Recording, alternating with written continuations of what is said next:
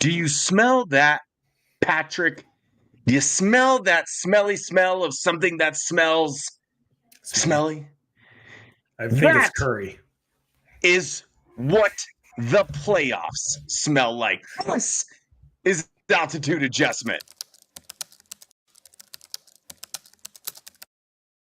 Hey, feel I'm in the mood for a switch up.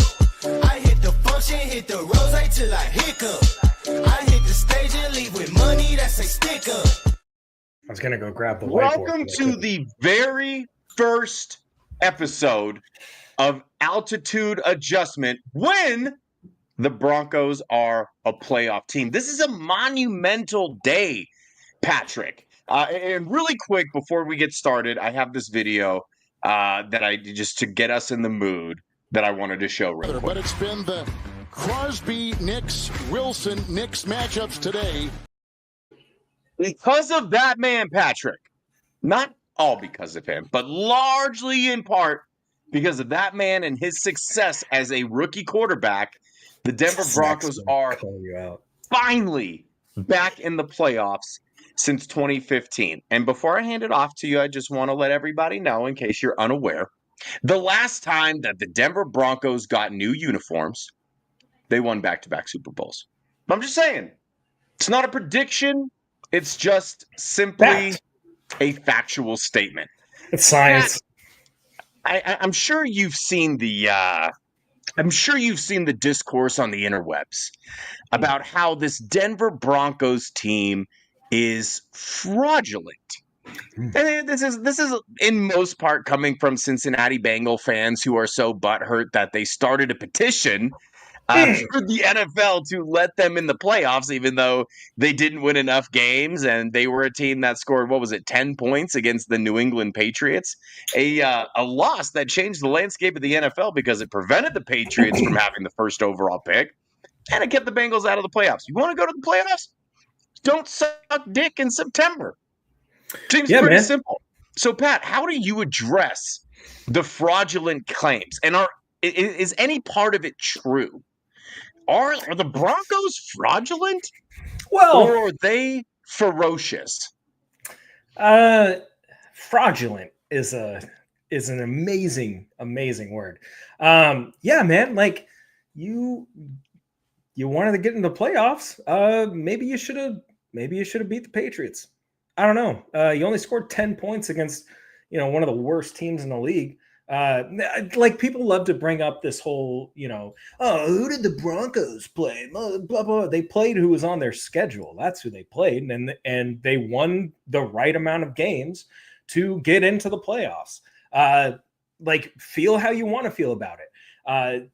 Honestly, like if you're going to cry this much about your team not making it to the playoffs, hey, maybe you should remind, your fellow fans that this team let some of their best defensive players walk during this last offseason.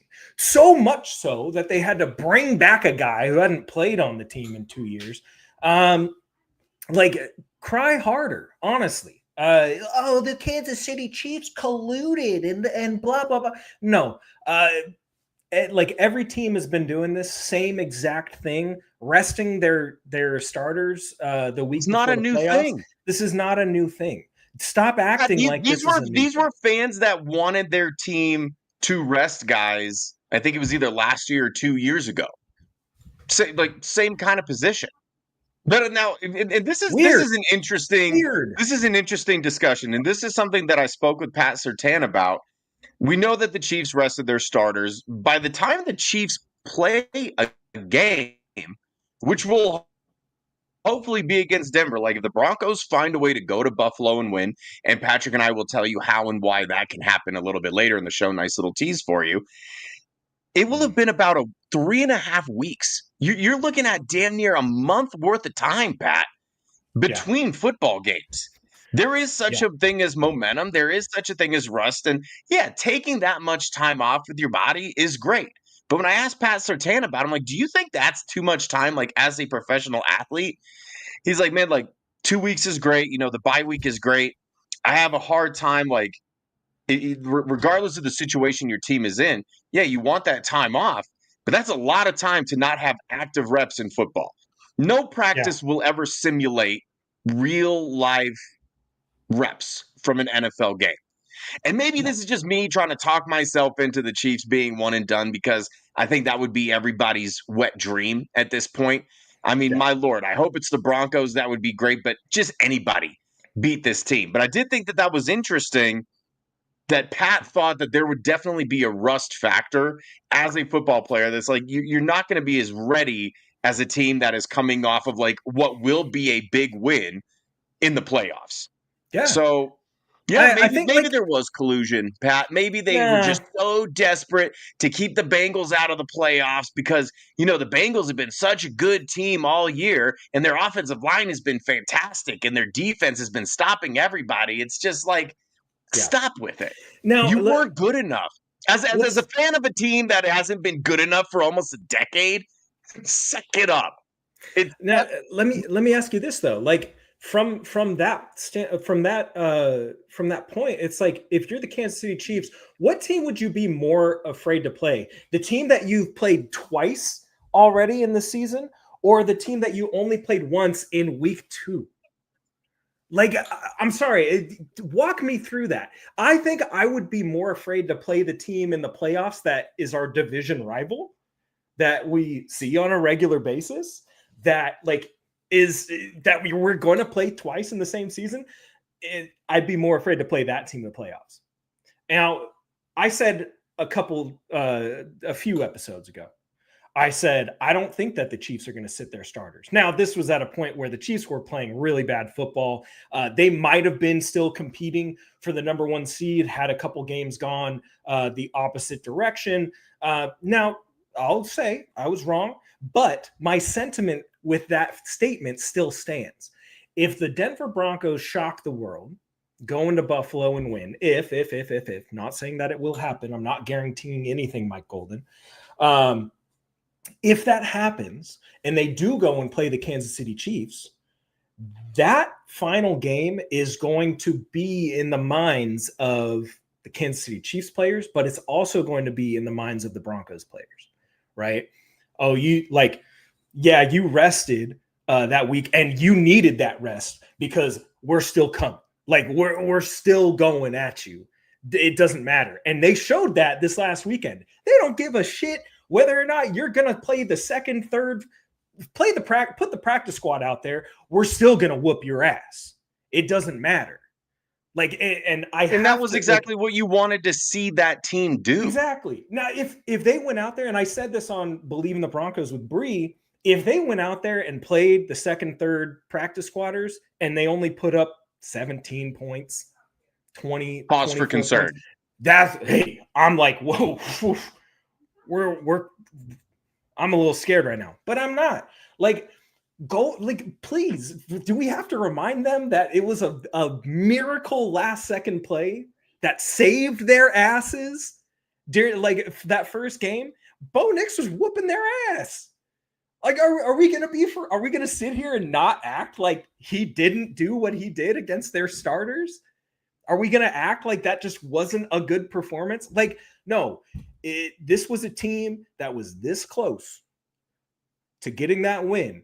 And if you let this Broncos team play that Chiefs team in the playoffs, oh man, there's going to be a lot of energy. And Bengals fans, man, Zach Seegers brought up a good point in here. You started the season off 0-3. You lost 3 straight games, 2 games before the bye, and then you lost the one after the bye to Russell Wilson. You didn't get above 500 until the last game of the season. What are you crying about? What are you crying about? Your team literally it needed the 17th game to get above 500. So even be in the discussion. Yeah. Stop crying, bro. Like, please. It makes y'all look soft. Worry about the defense. But hey, maybe Jamar T and Joe Burrow will all three be in Cincinnati next year, and they'll only have to score 45 points a game in order to win 9 games next season. Who knows? Ranto. I'm glad that you brought up. I love it. I'm glad that you brought up the Chiefs game because it made me realize something in pretty much all of the Denver Broncos losses, at least the majority of them. And we're going to get into the part of the show where Pat and I are going to explain to you how and why the Denver Broncos can win on Sunday. Obviously, it's a tall order, Pat. Nobody's saying otherwise. Josh Allen is probably going to win MVP. He's playing the quarterback position at an incredibly high level. And, thankfully, the Broncos just saw a guy like that in Joe Burrow, who might have been the only quarterback playing better football at the time. They also saw Lamar Jackson earlier. They saw Patrick Mahomes, who, was just outside the top 10, but he's a pretty solid quarterback. Anyway, I digress. The thing that I noticed with a lot of their losses, the Denver Broncos have to avoid the disaster half. It's either the first half or the second half. They have to play a complete game. And this is a drum we have been pounding since the beginning. Play a complete game. You've only seen a few of them throughout the season. The Atlanta Falcons game, complete game. This last Kansas City Chiefs game, complete game. I don't know if you could say that there were any other games that for 4 quarters we got Denver Broncos football. And for the most part, again, with their losses, there's the really good half where everything looks like it should. The defense looks great. The offense is humming. They're scoring points. And then there's the other half. And it's completely different. And I just don't understand. There's no rhyme or reason, right? So last year with the Sean Payton team, Pat, it was always like the third quarter was the biggest bugaboo of this team. They were absolute dog crap. Even in the fourth quarter, for the most part, really bad fourth quarter team, bad second half team. Yep. This year, it's like if they have a bad first half, usually they have a good second half. Yeah. If they have a good first half, usually they will have a bad second half. You look at the Chiefs game. Really good first half. 14 points. More than enough that you could ask for in one half, and then you don't score 21. again. Could have been 21. Easily. You even look at the last couple of games before this Chiefs game. Bengals game, first half was atrocious. Second half was great. Too little, too late. Chargers game, first half, unbelievable. Arguably the best first half that they played the entire season. And then they poo-pooed all down their leg. So I'm going to ask you this, Pat. What is it going to take to avoid the disaster half for this team? How do they play? We'll just call it 3 quarters. Give me 3 really good quarters of football and then maybe like a throwaway quarter as long as it's not the 4th. How do they avoid the disaster half? I'm going to answer this like Sean Payton. I'm just going to so you're going to come off as an arrogant prick? Okay, whoa. I didn't say it was a bad thing. It's just a literal description of the man. Look, when you watch the tape, there's things that we do well, things that we don't do well. We just got to watch the tape and look, when I was in New Orleans, I did like every single one is like that. No, he kind of just like interrupts himself to make a different point. No, I think what it's going to come down to is, and this is something that I've kind of been pondering, especially over that last 4-game stretch, right? You come out in the second half and what is your plan? What adjustments are you making in the second half? And I feel like in specifically the Chargers game is one where I feel like he came out, he had a great plan. The first 15, 20 plays, fantastic. And then I don't think he was anticipating the defense kind of faltering the way that they did. I think he didn't really have the answer to the offense. So he was still just trying to run certain things, but it's these aren't working, Sean. These plays aren't working. We got to go in a different direction, right? So the second half of the Bengals game, I feel like things were a little bit better. You know, Bo, you're letting Bo create a little bit more, stuck with the run game up to a certain point. But I think that's what it's going to come down to, is having a good balance of your first half plan and your second half plan. Like, okay, I've got my first 15, 20 plays. I've kind of got an idea of what we're going to do to start out in the first half. Now, how can I adjust based off of my first half plan and come out with a better one in the second half, right? And I think that's kind of the area where he has to improve in this playoff situation. The last 4-game stretch, man, running the football in the second half was like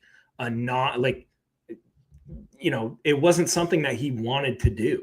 And it was like, man, you have to get to that point. You can't get in these shootouts because certain like Josh Allen is not the quarterback you want to get into a shootout with. If he's hot and Joe Brady is calling really, really solid games right now, that's not the dude that you want to get into it with. I feel like a lot. Sorry, I'm reading this comment from Atomic. I feel a lot also is on Vance. He doesn't adjust very well. Yeah, I mean, yes, like yes and no. I feel like, oh man, the last 4 or 5 game stretch for Vance was it wasn't great. Iffy. It wasn't great, and run defense is playing fantastic. I have no issues with our run game. It was the pass game, and I think the Bengals are such a tough team, and Riley Moss being in that position really sucked because like you could kind of tell it's his first game back, and he's having to play against fucking He wasn't all the way back yet. Yeah, no, like it was a tough game. That's a tough ask. I don't blame him for that, but like still, like you've got to try different things, Vance. Like we can't. Why are we not at least giving Chris Abrams-Drain the opportunity? And same thing with the Chargers game, right? Like why are you not just stick pat on Mick Honky, and put Chris Abrams-Drain on Quentin Johnston? Just let him play man-to-man coverage. I would trust that. Literally anybody else on that roster. Yeah. Like, please. And he just wasn't doing it. So I feel like the adjustments, second half adjustments is going to be what the key is for both sides of the ball. You're going to have, because guys like Brady, they're going to make their adjustments, and Josh Allen is going to try and find weaknesses, and he's going to try and play hero ball, and that's fine. That's what you want him to play. But it's how this defense can. It's really just how this defense can respond, and if Sean can get out of his own way as a play caller. Too many times this season, and especially in those second halves that you're talking about, we see him get in his own way, and I know. And for me, I know what that feels like. So when I'm watching these games, I'm like, man, like, dude, you got to go back to this, or like, you got to stop calling this. Like, it's not working. Stop trying to fit, the square peg into the circle hole. Like you've got to get out of your own way. And it's hard as a play. It really is, because you're like, no, I know this can work. We have to run it. Sometimes you just got to step aside and be like, you know what? I got to do what's best for the team. I feel like Bo did a really great job this last game. I know it's against the backups, whatever, but man, he looked confident. He looked confident in what they were calling, and he was just executing, and that's all you can ask for. So I think, the second half adjustments, execution is going to be absolutely key. You've just got to make sure that you're adjusting mid-game. It's not just about, when we go into halftime or when we go out of halftime. It's adjusting in real time as well. And I think that's going to be something to watch for in this game for sure. Let's get to some of these comments though, because there's. I was just going to say, I'm gonna pull this up, Atomic. So they address this. He's out for personal matters right now, so we don't really know what's happening with Amari Cooper. They're taking it one day at a time, so we might not know until Friday or Saturday or even day of the game. We have no idea. They literally said for personal reasons, which could be any number of things. It could be something tragic going on with his family. It could be he's having a baby and they don't know when the baby is going to come. I literally just went through that a couple of weeks ago. It is very exhausting and distracting. So yeah, we're not sure. And that, like, as a follow-up question here from Dak, This is what makes this Bills team dangerous to me. And a lot of people went into this season thinking that the Buffalo Bills offense was going to regress a lot with Stephon Diggs gone. But then you really got to like kind of unlock. I know. No. You got to unlock like ultimate Josh Allen. Josh Allen spreads the ball around so incredibly well, and he no longer had to deal with the insane ego that was Stephon Diggs. Now he can throw to the open guy. He can throw to who the read is to. He can throw to whoever he feels like. And with none of these guys does he have to worry about getting back to the sideline and they're in his ear telling him to get him the ball. So that makes this a really interesting. Like, I think this will really test VJ.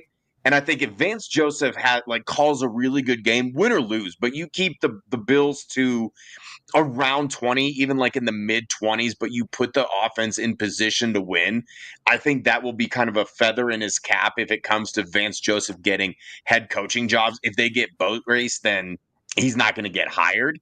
And maybe that's why we've seen him struggle in the past few months. Maybe he low-key just wants to stay in Denver and doesn't want to have to worry about interviewing for a head coaching job. But I digress. To answer your question, Pat's going to stay on one side. Pat's staying on the outside. And whoever happens to go with him, whether it's Coleman, whether it's Matt Collins, if Amari Cooper plays, if it's Khalil Shakir, maybe they put him on Dalton Kincaid a few times. But this is what makes it difficult. It's almost easier for the Broncos to game plan against a team that has the one stud wide receiver and then like kind of a bunch of role players, because then you're like, all right, Pat Surtain is on wide receiver one. They don't have a wide receiver one.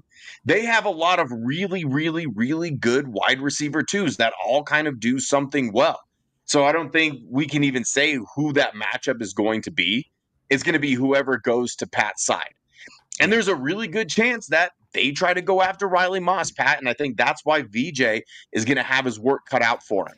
These are the most difficult offenses to stop when there's not that one thing that like, okay, we just need to limit this one guy and we're in good shape. They don't have that guy. You could limit everybody a little bit, but they will still kind of all collectively eat. And it's because of Josh Allen. Yeah, it's because of Josh Allen, but it's also because of Joe Brady. Like this is the thing is like with an offense like Joe Brady's, they're going to attack the middle of the field. They're not afraid to, but it's a lot of really fun concepts that are kind of layered, right? So they'll run a lot of drive. They'll run, which is like a dig with a shallow cross underneath, right? So if you're running two high safeties, they're going to want to try and attack the middle of the field, high to low. They'll run some intricate concepts with the running backs out of the backfield, that's the thing that scares me the most. And they can all catch. Game. They can all catch out of the backfield. Really good after the catch. Receivers. So he has kind of transformed this offense. And I watched, when he was at LSU with Burrow and Chase and Jefferson and all those, like when they had that fantastic year, he was calling his ass off. I took a couple of his concepts and I use them as well. He's got great ways to run flood and mesh, and like he's really creative with his play calling. And I think the big thing for this defense is like, don't get your eyes stuck in the backfield, because Josh will get it out. And if you're not sticking to your assignment, it's going to be a blown coverage. And the way that he can extend plays as well is just such an added plus to that type of offense. The way he can extend, the way that he can get out of the pocket, the way that he can become a runner. You can't game plan for that, really. Like there's no way to simulate that. You almost have to treat it like you're playing a Lamar Jackson or you're playing a Patrick Mahomes, where those guys play's never over. No, and those guys are like, not until they're on the ground. And damn it, if I have to watch another quarterback sneak up through the B gap and get a huge gain, I'm going to lose it. I'm going to pull all my hair out. In the next episode of Altitude Adjustment, I'll be bald. It's like you've just got to be on your P's and Q's with this offensive scheme. Seeing the difference between Ken Dorsey's offense and Joe Brady's offense, Brady's offense fits the personnel so much better. So they don't need a Stephon Diggs. They don't need a Justin Jefferson. They don't need a Jamar Chase. What they need is guys to just do their job. They've got a great pass catching tight end, two good ones, honestly, if we're being real. Yeah. Dawson Knox needs to be appreciated a little bit more. But you've got two good pass catching tight ends. Here. You've got it's just guys that would do the dirty work. Like they've got this ragtag team of wide receivers, and Amari Cooper isn't even the guy. Like he's not even the dude, right? He's just like a bonus piece right now. It's Shakir. It's even Keon Coleman. Keon Coleman finished second in targets. Or sorry, third in targets on the team. Kincaid, but he missed a few games too, and he did. Mac Hollins, that's a guy who's a really great run blocker and a guy that they'll utilize in the play action game. Curtis Samuel, another really solid guy after the catch. So it's not so much of we got to lock down the star. We got to lock down this guy. No, you just have to play really solid defense across the board because these guys are they're fighting for each other right now. They're playing for each other. And this is the type of team that is really, really good is when you don't need a superstar type dude in the locker room. You just need everybody to be on the same page. And that's what they are right now. And that's what the Broncos need to be. At the end of the day, that is how the Denver Broncos find a way to win in Buffalo. Every single solitary person on that field plays their best game. They're on the same page with everybody else. And that's it. I mean, it's really that simple. The Broncos don't have stars on offense. Cortland Sutton has had a fantastic season, really good receiver, not a star. Bo Nix has exceeded all of our expectations. Not a star. They are very, very, very good players right now, but I'm not going to put them in the upper echelon. But here's the thing, Pat. The way that the Bills play, that's how the Broncos have been winning games. That's how you win 10 games with the worst roster in the NFL, Pat. That's how you win 10 games despite quote-unquote experts saying that you're only going to win 5.5. That's how you win 10 games, Pat. Despite the fact that people were penciling you in to have the first overall pick in the draft. And how the hell did that work out for you? And I'm not going to name any names, Pat, because everybody knows who we're talking about. But there were a lot of these so-called experts and aggregates and irritable people who thought that Russell Wilson being released was not the right thing. There were people out there that thought that, if Russell Wilson was the quarterback of this team, they would do this, they would do that. Let me tell you this right now. If Russell Wilson was the quarterback of this team from week 1 to week 18, this is not a playoff team. Period. I agree. Let me, and I'm going to take this further, Pat, because not only are there the Bo Nix haters, and there's going to be the people who poo-poo on Bo Nix and they call him a check-down artist because they don't actually watch the games, they don't understand it, they can't wrap their head around what he's actually doing, and they're upset because the way that they had him pegged in their pre-draft, it didn't match up with what he actually did on the field, so they're going to call him a check-down merchant even though they don't really understand football. On the adverse side of that, Pat, there are a lot of people that don't really like the job that Sean Payton's doing. Now, has he made every right decision? No. Has he managed every single game as well as he should? No. But I dare you to name a coach in the NFL that has never had a mishap with the clock, that has never gotten in his own way with the play calling, that has never, maybe had a situation that didn't address it super well in the media. Okay, fair. I'm talking. He's no longer a head coach for a reason, though. But here's the thing: we know the people out there who refuse to give Sean Payton credit, no matter what. Yeah. Those people don't know what they're talking about. Those people probably have their own very specific personal vendetta out against Sean Payton. Ooh. Those are probably the people that did not think that Sean Payton would be successful. And now that he has a 10-win football team on a rebuilding roster, Mm-hmm. We are still trying to find reasons why Sean Payton is not at least a coach of the year candidate. Oh, well, you know what we should do, Pat? Why don't we focus on the screen pass that they threw to Devontae Williams on third down right before the end of the first half against the Chargers? Because that's all we got. Was it stupid? Yeah. Should they have gone for two against Cincinnati? Yeah. Dumb shit happens. But at the end of the day, there are very few coaches on this planet who can take this team, this collection of men, win 10 games with them, and make the playoffs. Are we doing first up Period. right now? So anybody still want to shit on Bo Nix? Anybody still want to shit on the offensive line for some reason?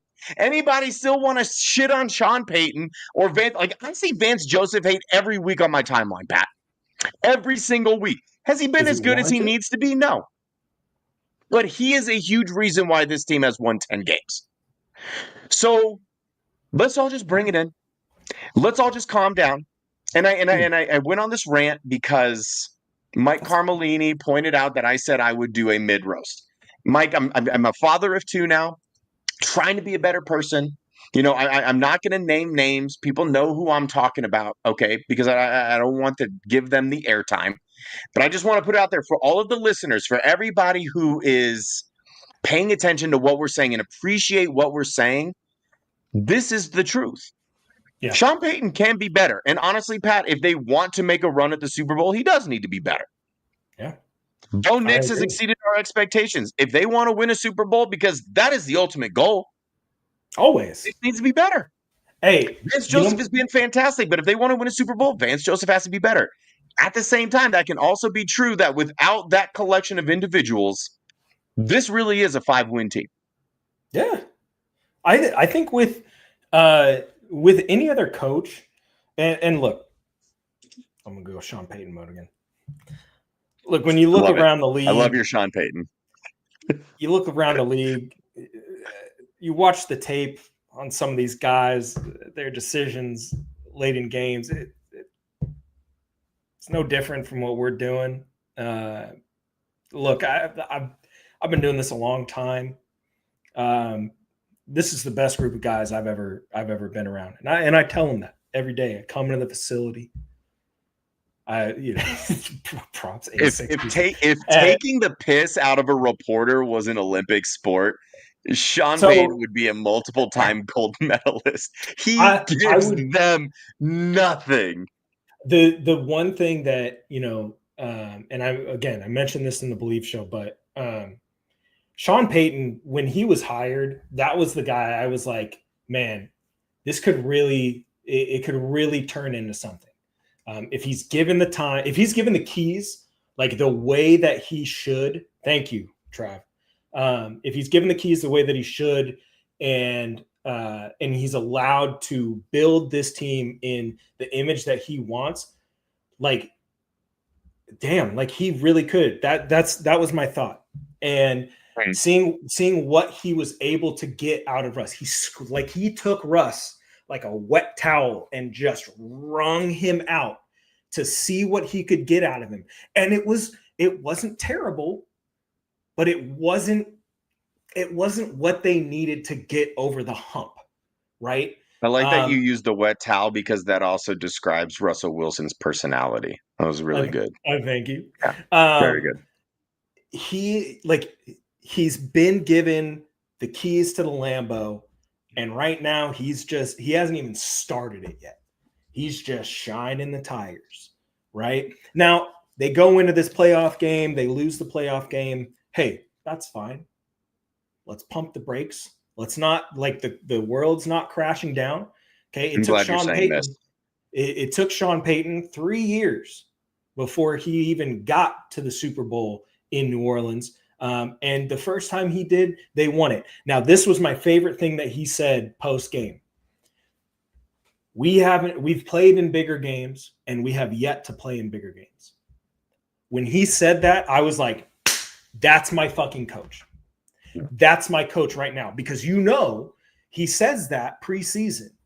Says, hey, we're going to play in a lot of big games, but we haven't played in the biggest game yet. Right? And every week, there's at least one person that's like, Hey, coach, was this that big game yet? Nah, not yet. Hey, No. if they win in Buffalo, hey, coach, like, was this the big? Not yet. When he and Drew Brees raised that super, because he said this same thing building that team in New Orleans, right? When they hoisted the Lombardi, one person said, "Hey, coach, is this the biggest game?" Yeah, This is it. this is it. Yeah. Right. So you look at what he's done, and all of these people who just preseason, fucking reach for Bo Nix. Oh, what a waste of a pick. Oh my God. What an idiot. Second round talent, we were told, Pat. Second round talent. What an Zach Seegers idiot. told me that he was a second round pick. Zach. You've got some. There are 4 quarterbacks in the NFL who started more than 12 games and had a better big time throw percentage than Bo Nix. Patrick Mahomes, Kirk Cousins, Jared Goff, and Brock Purdy. Jordan Love and Bo Nix both have the same big time throw percentage. This guy is out here dropping dots, right? And like operating the offense as a rookie. He is doing this. What's a big time throw percentage? The percentage of your throws that you make that are big time throws. A pass with excellent ball location. A pass with excellent ball location and timing, generally thrown further down the field and or into a tighter window. There you go. That makes more sense. There you go. So listen, man, the discourse at the end of the day, Pat, the discourse needs to stop. And I just want to tell everybody out there, people are going to bait you. You're going to be on Twitter. You're going to be on Instagram. You're going to be on Blue Sky, whatever social media deal you are on. You might talk to somebody in person. They might be telling you that Bo Nix is a check down merchant, that he relies on the short intermediate passing game. First and foremost, it's not necessarily a bad thing, okay? You take what the defense gives you, and it's about moving the ball, okay? If you get 4 yards every play, hell, if you get 3 yards every play, you're going to score every time. Yeah. That's all you really need. Like, you take what the defense gives you, and especially in an offense, Pat, where when the run game isn't working, despite what we were told by the almighty Nate Tice, who said that this run game was really good, it's not. They're the only team in the NFL that did not have a 100-yard rusher, but I digress. You're using that short passing game as your run game. These little bubble screens, these little, quick outs, but as Zach Seegers pointed out that every other big time quarterback is doing the same exact thing. It's no different that's the thing, from what Pat. They're doing. You use that to set up your offense, and if it works, then why do we have a problem with it? And it's not just that you're trying to put points on the board, Pat. You're keeping your defense off the field. And this is something that I will drive home every single chance that I get. It's not just important for the offense to get first down so that they can score. Obviously, that's the goal. You want great time of possession because you want your defense off the field, especially when you play a Josh Allen, especially when if you win this game, you play a Patrick Mahomes, especially when if you win that game, you play a Lamar Jackson, more than likely, or a Justin Herbert or a Joe Burrow, any of these elite quarterbacks that you would have to face, a Jared Goff in the Super Bowl, perhaps, or a Jalen Hurts in the Super Bowl, but I digress. You have to keep your defense off the field. If you're hitting quick hitters, as long as you're moving the sticks, even if you stall, Pat, you get a couple first downs, you stall and you punt, but you had a 4 or 5 minute drive, that's an eternity for your defense. Yeah. That keeps them fresh. And this has been the biggest thing that I've noticed, Pat, between last year and this year, because you can find any sort of stat to manipulate whatever you want. The bottom line is the Broncos have had fewer 3-and-outs this year than last year by a very wide margin. That takes a lot of pressure off of the defense so that they can go do their job, get home to the quarterback. It's why you set a franchise record in sacks, because your guys are fresh. Okay. So anybody wanting to call him a check down merchant, you simply tell them, if they're face to face, be like, hey, look, I might like you as a person. You might be okay. You're not invited to my That's birthday party. but that's a stupid thing to say. Most of the things that come out of your mouth, I enjoy. That was too dumb for me to like. And it makes me like you less as a person. You can say that and they're not going to be offended because people appreciate honesty. And if you're watching the show, there's a good chance that you know more about Broncos football than some average Joe that you're going to see, or like somebody in your family that maybe is a casual observer. And you're welcome for that. You tell them Mario said that if they're calling Bo Nix a check down artist, you said Mario said you're dumb for saying that. And if they have a problem with it, then send them to my Twitter account and I'll cheer them up for hurting their feelings. Okay. Yeah. But a check down artist does not complete a 67-yard air pass. Period. Doesn't Like happen. That's not a Hail Mary. On the money. That You throw could not have was on. That could not have been a money. better throw than if he handed it to him. Good If he Lord. Michael Jordan and Space Jam that bitch across 67 yards and he's stretching out this way and he just plopped it right down in Marvin Mims's lap, would have Good been God. just as good as the actual throw. Some of it, you know what? Like, he has had a lot of throws this year that are like, whoa. Oh, that's pretty Like- disgusting, but we appreciate you sharing your hammer and football bump it. erection with us. That's a LTB wants that's proof. He average said Tuesday. JK. I think Not JK. LTB Muse isn't good at spelling. Muse. JK doesn't stand for giant cock. Okay, just settle down. Whoa! I said doesn't. He's being gross again. There have been a lot of throws from Bo Nix this season. Like the first 2 games of the year, objectively bad. Like, and that's fine. But man, I don't know where so much of the hate, like the national media just did, like, pre-draft, they hated him, right? And that's fine. Nothing wrong with that. But like, Just your rankings though, Pat. there's a lot of, like, if you've watched him this year and you put like some of the throws that he's made, if it was Justin Herbert throwing that ball, they're like, oh, see, Justin Herbert's he's one of the most talented quarterbacks in the league, which he is. But still, like, if it was anyone else, they'd be like, oh man, this was fantastic. It's just because it's this guy, and they said before the draft, oh, this guy's not going to be anything good, like overhyped, overrated, yada, yada, yada. It's all nonsense. Like, watch this dude play, please. Like, yes, he's going to make mistakes. I want my quarterback to make mistakes. Do you understand that? Learn from said mistakes. Yeah. Like, do you understand that? I want my quarterback to make mistakes. Why would I want that? Because, like, Bruce, why do we fall? To get back up, right? And like Sean Payton said in the locker room, it doesn't matter. You always get back up. This dude has overcome adversity at every point.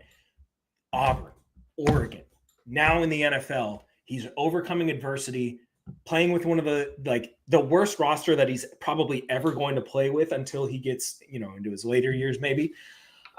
Which later years is probably in like 2 years. Good joke. He's old. It's just mind-boggling to me that, like, some people stay on this. Like, he's now a playoff quarterback. Do we all get that? Like, he is now a quarterback in the playoffs in his rookie season. The first overall pick ain't doing that. He had himself a hard year, but he's not doing that. Some of the throws that Caleb Williams has made that I've seen personally have not seen any of those people talk about it. Unreal. Throwing across his body like falling backwards, getting smacked into like you're not posting those throws, but God forbid Bo Nix try to force a fucking deep over against a sinking linebacker. You know what I mean? Like it's like my quarterback is going to make mistakes and I'm fine with it. I'll live with it. But if he's going to win games, all that shit just goes out the window. Doesn't matter. And that's what it is, Pat. It's owning mistakes. You and I will casually study the draft and we educate ourselves on a lot of the guys declaring for the draft. We find targets that we would like the Denver Broncos to take. And every single year, you and I put together a list of our guys that we're like 100% they are going to hit. The Broncos have to do anything and everything to get this guy on the team. And then we typically will have a list where I'm like, I'm not touching that guy with a 10-foot pole. And every single year, Pat, without fail, there are plenty of guys that we love who are turds. And there are plenty of guys that we did not want to touch who end up being really good football players. And you know what? We come out. You and I had a talk the other day. You loved Jahmyr Gibbs coming out.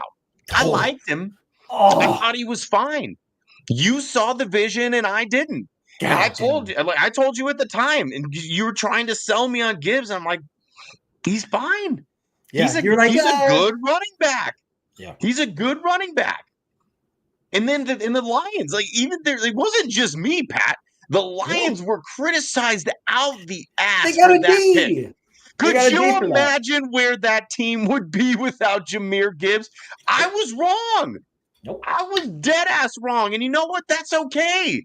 Because nobody's ever going to be 100% correct on freaking draft picks. And I'm telling you this because almost everybody was wrong about Bo Nix. And it's okay. Like, you had your reasons. Pat, he ran a wide open, non-pro style offense at Oregon. It was really explosive. He was throwing to wide open players. I understand. I understand the discourse of why you thought Bo Nix wouldn't be good. I get it. I was trepidatious at first too because he's a couple years away from eating dinner at 5:30. Okay, he's on the older end. He was in an explosive offense. Historically, a team in Oregon for seemingly the past 20 years that has had the most fun offense to watch ever. Yeah. But then you heard Sean Payton talk about this kid, and you saw how cool, calm, and collected he was. And you witnessed that despite throwing interceptions, it doesn't change his mindset. He has that dog mentality. Yeah. The questions about the arm strength, they've all been answered. There are no more questions. There clearly is not a single throw physically that he can't make. Does he need to have better footwork sometimes? Yeah, absolutely. Most quarterbacks do. God damn. Does he sometimes rely on his arm a little bit too much? Yeah, of course. Some quarterbacks do. It's okay that you were wrong. Cocky. But to push and perpetuate this idea that Bo Nix is somehow not a guy, I'm not saying he's the guy. There's a lot of the guys in the NFL. Bo Nix is on his way. But if you're trying to convince yourself that like he's not a franchise quarterback and that he could be a perennial top 10, top 5 quarterback in this league if this trend continues, you're telling on yourself. You don't know football. If you get this guy a solid run game and you get him a tight end that can create after the catch, watch out. Watch out. I'm saying, like, I'm telling you. That play, like the play action stuff that we saw against the Chiefs this last weekend, bricked up. Okay. Right? Imagine that with an actual good run game. Like those type of play action looks on a consistent or a pass catching tight end. Brother. Watch out. Now, I also said this is going to be another thing too. I said this before the Bengals game. We need to get our tight ends involved in the screen game as well. Not enough of that, right? And I know you want to see more Atkins, Pat. I know how much you love. I Nate do. Atkins. No. You listen, are clamoring for some Nate Atkins. Listen, I do love me some Nate Atkins. Don't get me wrong, but like the issue with the screen game right now, and I love the way that Sean adjusted. Full circle. Sean adjusted to using Mims as the screen guy as well, which Which, can I get some fucking credit? Can I get some goddamn credit for that? Because when did I say after the second week, everybody was like, where's Mims? Where's Mims? Where's Mims? And I was like they just need to use him as a swing out guy. Are we gonna give me some goddamn credit, man? But someone needs to hire Coach Pat, please. Thank you. Give him a blank check, and he will come run your offense. Okay, thank you. Also, I'm his agent. Appreciate you. Okay, maybe 120, 150 now. But like, if you give Bo a solid run game, you get him a tight end that is another complete pass catching tight end. You keep growing Marvin Mims' role in the screen game, but then you can evolve it and include your tight ends in the screen game. And that's when shit for like defensive coordinators, it's like, I don't know what the fuck to call. What am I supposed to do here? Like I have to worry about, shut up, Siri. I have to worry about the running backs. I have to worry about fucking 19, and I have to worry about the tight end, preferably Warren. But like now we have to worry about all of that. And if you give Bo Nix this opportunity to grow in the offense and grow the offense as a whole, the deep shots will come. The deep over the middle shots will come. The little dump offs for massive gains, all of that will come. But like, it's just not there yet, and that's fine. But the fact that he's doing what he's doing with what he has and the offense that they've been running all year, where it's gone through this little roller coaster, give the man some credit. He's balling out there. He's doing what he needs to do in order to win football games. My wife is just absolutely smitten over him now because she's like, he's just so damn good. The pitch play that should have counted. NFL needs a physics lesson, Pat. Object in motion stays in motion. That's that's physics 101, baby. I looked back at my wife and she was like, he's just so damn good. Like, he's so damn good. And that is what we have needed for so long. That is what us as a fan base have been clamoring for 9 years, is just some consistency at the position and someone who's going to make games fun, entertaining, and interesting again. And that's what he does. And get him a good run game. See what happens.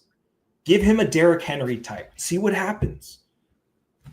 Now, speaking of that, I want both of us to do this, but I'm going to start it off with you. Give us your underrated MVP. So, talking about Marvin Mims kind of got me thinking, it's the MVP it's a Pat Surtain, a Nick Bonito, a Cortland Sutton, a Bo Nix, right? Those are your MVPs of the season. Give me an underrated MVP from this team, like someone that doesn't get talked about nearly enough. Maybe they get overshadowed for some reason, but who was a massively integral part of their success. Look, talking about the offensive and defensive sides of the ball. Everybody knows what your answer is. Oh, man. Look, I am going to shout out. Everyone knows what your other answer is. Damn it, dude. No, okay, here's my runner-up choice is legitimately JL Skinner and Tremont Smith, the two of them. Because as a special teamer, special teams is part of the game. It is arguably one of the most important parts of the game because you have the ability to pin other teams really deep. And Tremont Smith and JL Skinner have done a fantastic job of that all year. I want them to get the love that they deserve. And it's tough because a lot of people on the defense do get talked about. Bonito, Cooper, Allen, Pat, Moss has gotten talked about plenty. Even Jaquan McMillan's been talked about equally as much as everybody. But legitimately, runner-ups, JL Skinner, Tremont Smith, I feel like my underrated MVP should be somebody like Devon Bailey. I feel like Devon Bailey, low-key, has been a really big part of this offense, especially down the stretch. And I feel like he's helped fill a role And he does fill a really great role on this team. And it's the dude that is just going to do it for the love of the game. This man is the oldest rookie I think I've ever seen. He's older than most vets. Except, no. That's not correct. Brandon Whedon is like the oldest draft pick I think I've ever seen. But Devon Bailey, to me, like this is a 7th round pick. He's older than Jonathan Cooper, who just signed an extension. Which is nuts. And Jonathan Cooper was a senior. Like he wasn't a junior coming out. He was a full-grown college student. No, Muse. No, you do not. We don't cut Tremont Smith. You keep Tremont. When you have a special teamer like Tremont Smith, you keep that dude. A la Matthew Slater in New England. But back to Bailey. This is just a dude that, oh, man. Hang on a second. Yes, Patrick. Paul, Bustin' Guts Lutz. Dude, how massive has he been this year? How huge has he been?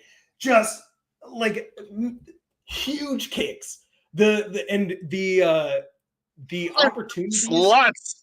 The opportunities that he has been in, where like the Chargers game, where they have to kick a super long field goal and then try and get the onside kick. Like that's stressful, bro. Like if you miss that kick, great, thanks. You just lost the game. Like.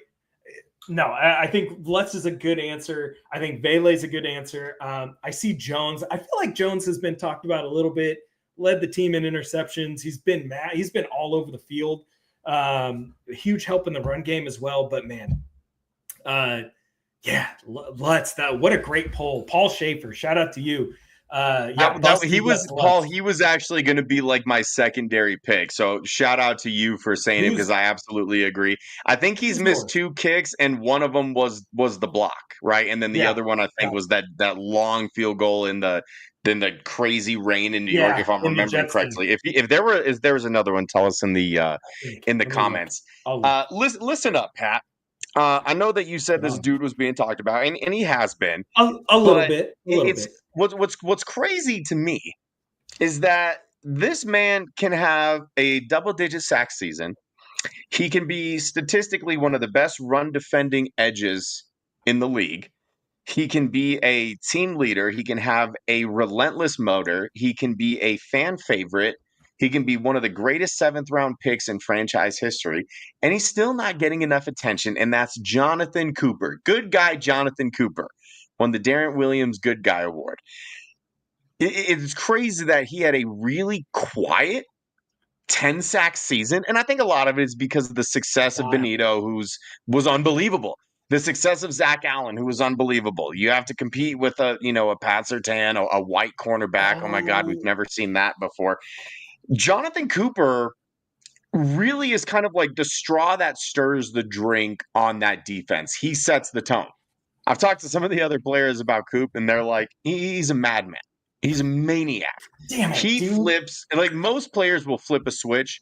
Jonathan Cooper flips this massive switch where he's just like this, super chill guy, cool with everything. He goes to a really dark place when he flips that switch.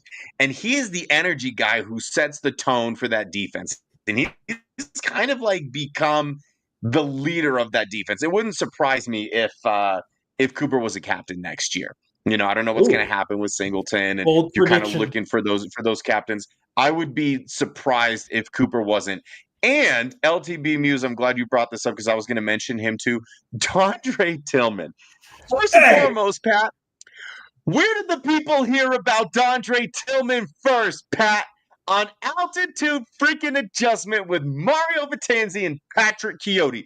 But here's the thing. Let me tell you people a little story. Let me tell you a little story about Dondre Tillman and how remarkable his story has been.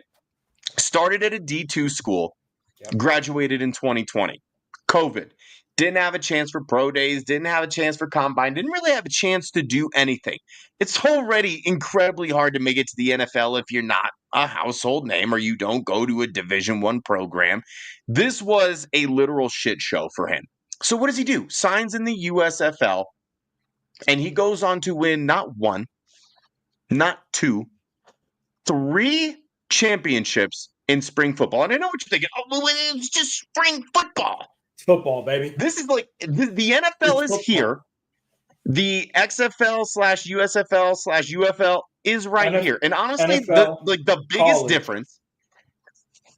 biggest difference, is those, like, the reason those leagues aren't more entertaining is because of the quarterback play. It's already so difficult to find a good quarterback that if you can literally play it all, you're in the NFL. Okay.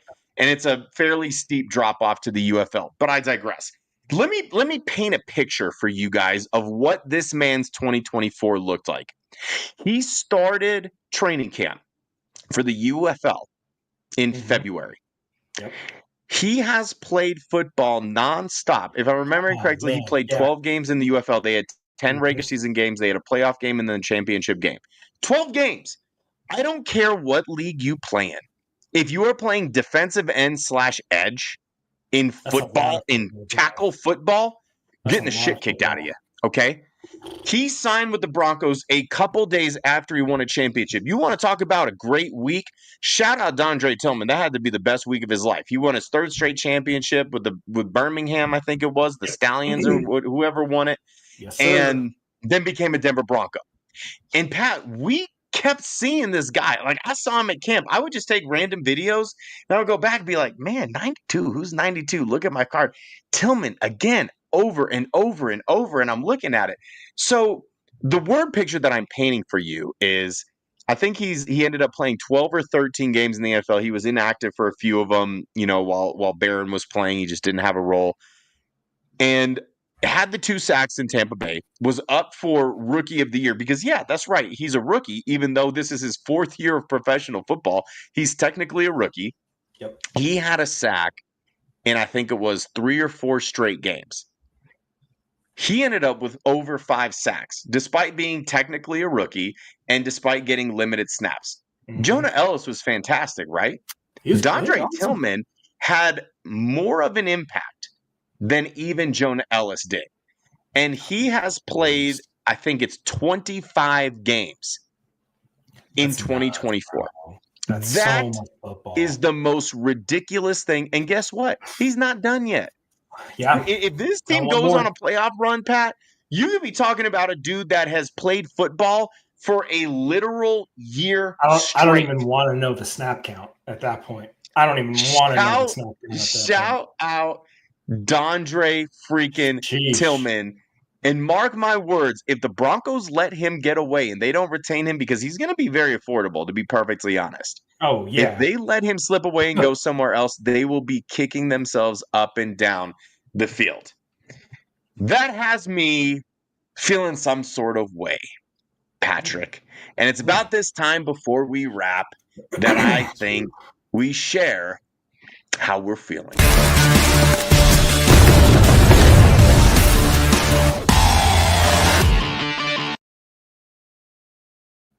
Patrick, mother, what has you bricked this week? Let me be perfectly clear. Well, I hope you are. Look, when you watch the tape and you see some of the things that this team has done all season long, I like to ask myself, what, when I was in New Orleans, I would say, God, what's going to get me bricked up this week? Maybe some oxys. But really, the thing that gets me bricked up the most is that the Denver Broncos are playing playoff football. That is what gets me bricked up. That I get to watch my team finally back in the playoffs. I remember Super Bowl 50 like it was yesterday. I remember being stressed. I remember my reaction to the Von Miller strip sack and the touchdown. I remember I remember being at that Bengals game that season, negative 10 degrees with the wind chill, sweating my ass off because if we lose this game, that's it. And every game after that was like, oh man, oh man, oh man. And then we got there and the job got done. 9 long years. We've waited 6 coaches, Mario, that we have been through 14 quarterbacks, 14 different starting quarterbacks, and 7 losing seasons. The Denver Broncos finally get to play playoff football this weekend. I am absolutely throbbing over the fact that we get to watch Sean Payton and his massive nutsack that he has hanging between his legs go into Buffalo again, second time in 2 years as the underdog. How is he going to respond? How is he going to prepare these men for battle? I have seen him be battle tested this year. I've seen him make some really boneheaded decisions, but my confidence in him has never been higher. This is the man that they hired to bring the Broncos back to the playoffs. And look, I've also seen the meme of the, popping the bottle of champagne and biting the metal and whatever. And the Broncos are all the way down at the bottom. Doesn't matter how you get there. It's the fact that you're there and the other motherfuckers are sitting on their couches. And that's probably what has me bricked up, Pat. Obviously, I'm bricked up over Bo Nix, over Cortland Sutton, over Nick Bonito, over Patrick Surtain, over Jonathan Cooper. I just feel so good. It feels so good to be back. But you know what else has me bricked up? Is being able to take this little nugget, Pat. This sexy little nugget right here. This nugget of the Denver Broncos being in the playoffs and just rubbing it in the dumb fucking faces of all the doubters and all the haters, all the people that thought this would be a trash team, all the people that trashed us for taking Bo Nix, all the people that went on and on about how they were never going to recover from Russ, or the people that said, oh, they did Russ dirty. I love this moment so much. Hey, shout out to the Russell Wilson memes. It means so much to me. It means so much to you. It means so much to everybody watching. And take advantage of this. If you're watching this, if you're listening to this, take advantage of this moment. So seldom do you get to take something and rub it in someone's dumb, ignorant face. But this is the perfect time to do it because the Denver Broncos are a playoff team in 2024, 2025, and it's only going to get better from here. And they're only going to get better as a team from here. And they're only going to win more games from here. And the expectations are only going to be higher from here. And that's why I'm bricked up, is because this is the worst that they are going to be for a very, very long time. POV Emmanuel Ocho. Altitude adjustment will be a very, very, very, very special show, Pat, and hopefully it will be, yes, you're fantastic. Hopefully it will be in discussion of a Broncos playoff win.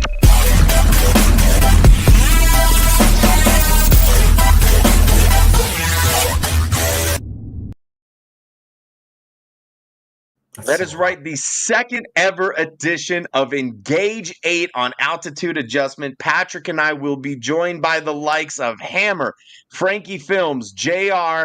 I think he goes by LTB Joey now. I always want to call him JR Drafts. That's literally what I have in my phone. Joey Richards, however you want to call him. The incomparable Bree Maestas, Cameron Parker, and Jordan Lopez from the Broncos Avenue podcast. We have a fantastic lineup for you. I apologize that I couldn't get Ryan Edwards again. He's way too important for that. And honestly, he did me a huge favor the first time around, but we made up for it by removing Zach Seegers from the panel. So make sure, I'm kidding. I love you, Zach. I mean, it is just tough because his neck is so long that he doesn't fit into the frame. Not as long as Davis Mills. Tune in next week, Tuesday night at 8 p.m. Mountain Time. We will have the second ever edition of Engage 8 on altitude adjustment. POV Joy Taylor's in front of you. Really at the box office. My name is Mario Patazzi. That gorgeous bastard over there is Patrick Chiotti. Hey, go Broncos. God bless both. Go Broncos. God bless you all. God bless the Broncos. Love you. Bye-bye.